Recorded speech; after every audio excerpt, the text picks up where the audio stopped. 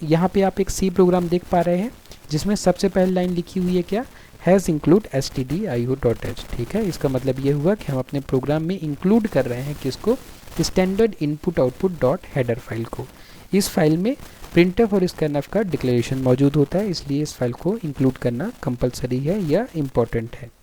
उसके बाद main function के अंदर हमने क्या किया, एक नम नाम का वेरिएबल डिक्लेयर किया जो कि इंट टाइप की वैल्यू स्टोर कर सकता है, इंट टाइप की वैल्यू को स्टोर कर सकता है।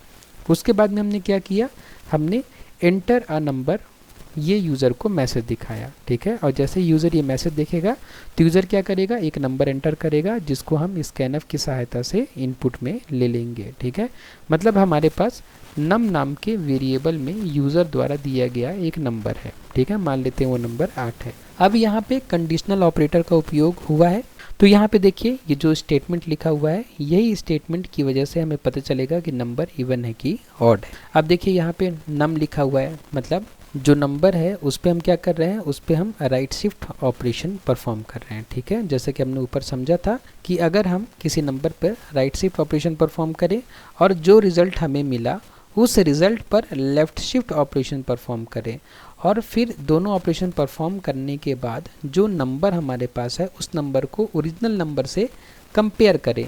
अगर दोनों को कंपैरिजन में हमें पता चलता है कि दोनों वैल्यू सेम है, ठीक है, दोनों वैल्यू सेम है, तो ये पहला वाला स्टेटमेंट जो है एग्जीक्यूट हो जाएगा, मतलब नंबर क्या हो जाएगा, इवन।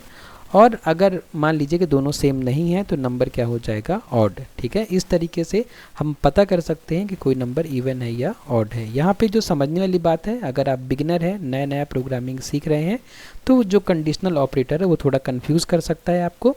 अगर आपने पहले कंडीशनल ऑपरेटर पढ़ा है तो आपको प्रॉब्लम नहीं होगी, लेकिन अगर आपने नहीं पढ़ा है तो आप नीचे डिस्क्रिप्शन बॉक्स में लिंक है, कंडीशनल ऑपरेटर पढ़ लीजिए, तो आपको समझ में आ जाएगा कि यहाँ पे हम कंडीशन लिखते हैं और इस कंडीशन के सही होने पर हम इस स्टेटमेंट को एग्जीक्यूट करते हैं, पहले वाले को।